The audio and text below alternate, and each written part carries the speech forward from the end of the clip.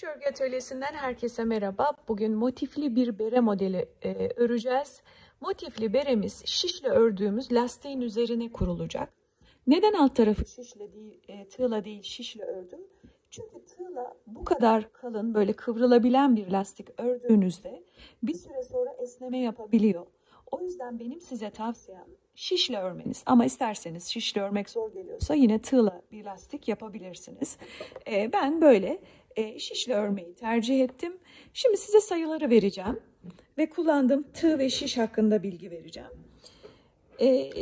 Eğer 5 numara şiş kullanıyorsanız lastiğinize 86 ilmekle başlıyorsunuz. Eğer 6 numara şiş kullanıyorsanız 78 ilmekle, 7 numara şiş kullanıyorsanız 72 ilmekle, 4 numara şiş kullanıyorsanız da 92-94 ilmekle başlayabilirsiniz.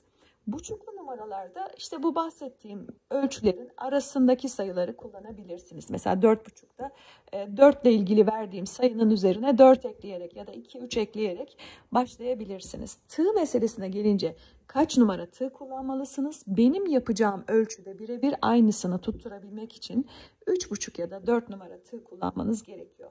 Şimdi lastik örmeyi bilmeyenler için çok kısa, çok küçük bir model üzerinde lastik örgüsünü anlatacağım. Bilenler zaten bu bölümü geçebilirler. Düzle başlıyorum. Ters örüyorum.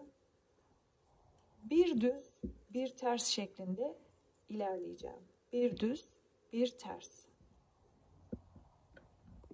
Bitiş düzle bitti benim örgüm. Lastik örgüde bir ipucu vereyim. Son ilmeğiniz ne ile bittiyse, düzle bittiyse arkayı tersle başlıyorsunuz. Tersle bittiyse düzle başlıyorsunuz. Bakın zaten burada model sizi ilerletecek ters görüntü var. Dolayısıyla tersle başlıyorsunuz. Sonra bakın model sizi götürüyor zaten. Düz örgü var. Düz. Gördüğünüz örgü neyse aynısını yapıyorsunuz. Düz gördüğünüz yerleri düz, ters gördüğünüz yerleri ters örerek lastik modelini oluşturuyorsunuz. Kanalımda detaylı lastik anlatımı var. Lastik nasıl örülür diye aratırsanız açıklamalar kısmına da linki ekleyeceğim. Hem bu motiflerin yapılışını hem de lastiğin yapılışını link olarak açıklamalara ekliyorum. Bakın düz ters düz ters. Artık model sizi götürecek. Tersle bitirdim. Düzle başlayacağım. Zaten düz görüntüsü var burada.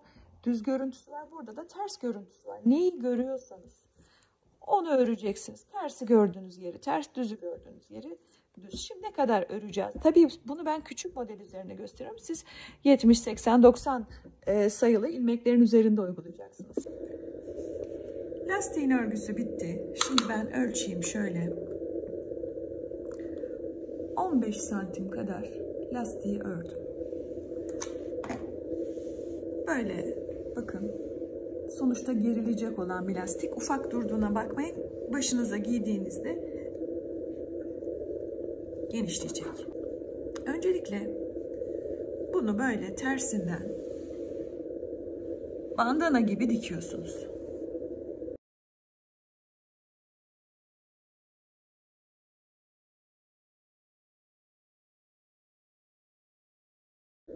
Bakın böyle gerdiğinizde zaten ne kadar açılacağını görebiliyorsunuz.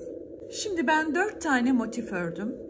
1, 2, 3, 4 ve bunları bunun üzerine dikeceğim ama motifleri hepinizin örmeyi bildiğinizi düşünüyorum. Zaten kanalımdaki birçok videoda motif nasıl örülür anlattım.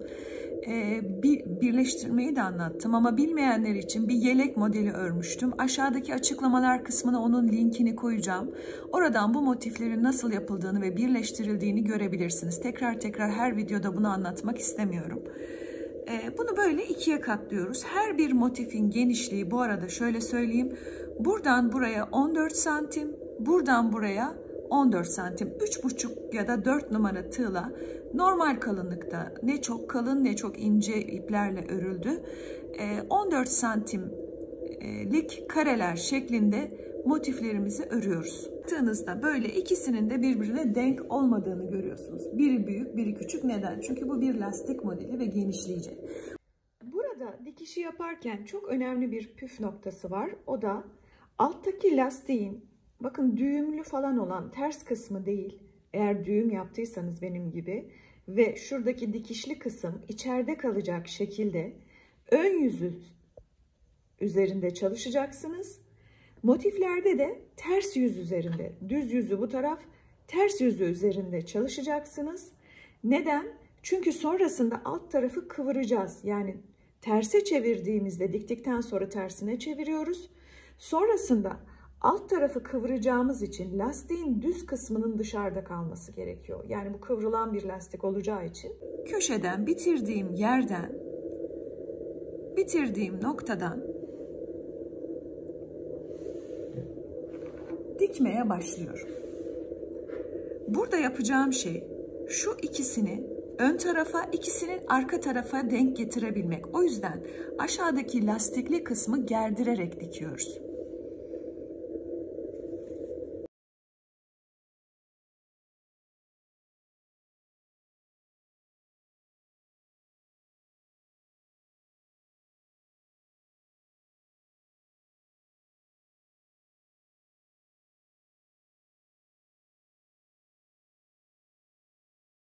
Gibi bu aşağıdaki kısmı gerdiriyorum. İsterseniz şöyle yapın. Şunu şuraya bir çengelli iğneyle tutturun. Ne kadar mesafede dikmeniz gerektiğini bakın böyle gerdirerek dikiyorsunuz. Bakın buradan buraya iki motifi ön yüze denk getirdim. Arka yüze döndüğümde yine bu iki motifi buraya sığdırabilecek şekilde alttaki lastiği gerdirerek tekrar dikmeye başlıyorum.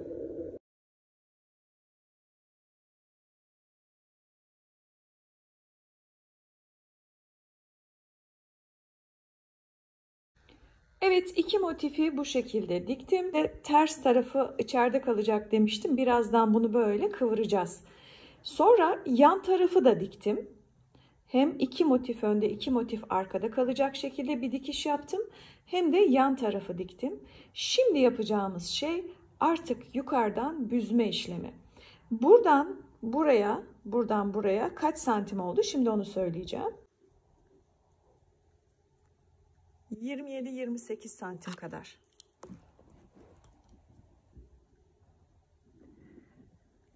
Şimdi artık daraltma işlemine başlıyorum. Yine bu renkten başlayacağım. 1, 2, yarım trabzan yapacağız. Buraya bir kez daha yarım trabzan yapıyorum ve buradaki boşluğa atlıyorum. 1, bu çıkan iplerin hepsini sonra içeriye alacağım. 1, 2, her bir boşluğun içine 2 tane yarım trabzan yapıyorum bu şekilde. Şurada da şu köşelerde de bakın köşelerde de bir tane buraya bir tane buraya. Sonra tekrar normal boşlukları atlayıp ikişer tane trabzan yaparak bu sırayı böyle bitiriyorum. Dönüyorum yani. Başınıza giydiniz ve size kısa geldiğini düşündünüz. O zaman daraltmaya başlamadan önce şu boşlukların içine 3'er tane trabzan, aralara bir tane zincir çekerek birkaç sıra geçip şapkayı uzatabilirsiniz. Yani eğer size kısa geldiğini düşünüyorsanız buraları kıvırdıktan sonra. Sıranın sonuna geldim. Bakın aralara hiç zincir çekmedim ki daralma meydana gelsin. Şimdi tekrar yine 1-2 tane zincir çekiyorum ve yine trabzan tepesine bir tane yarım trabzan yaptım. Tekrar yine buraya batıyorum. 1 ve şuradaki oluşan boşluğun içine bir tane. Bir tane bir önceki sırada yaptığımız trabzanlardan birinin tepesine, bir tane de oluşan boşluğun içine. Bu şekilde bu sırayı da ilerleteceğim. Sırayı bitirdim. Bakın bir daralma oluşmaya başladı. Şimdi artık iyice daraltacağız. 2 tane zincir çektim. Burada ilk boşluğun içine şöyle bir tane yarım trabzan yaptım. İpi tığın üzerine aldım. 2 tane trabzan atlıyorum. Aradaki boşluğa bir tane. Hiç zincir yok. 1-2 trabzan atlıyorum. Yani her iki trabzanın yerine bir trabzan yapmış gibi yarı yarıya ilmek sayılarını, trabzan sayılarını küçültmüş oluyorum. Daraltmayı artık iyice arttırıyorum. Bakın bitiş noktasına geldim. Burayı tutturuyorum. 2 zincirle yukarı çıktım. Burada 2 trabzanı yine atlayıp yine aynı şekilde yerlerine üst tarafta bir tane trabzan yapıyorum. Ve bu şekilde buradaki boşluğu yavaş yavaş kapatıyorum artık.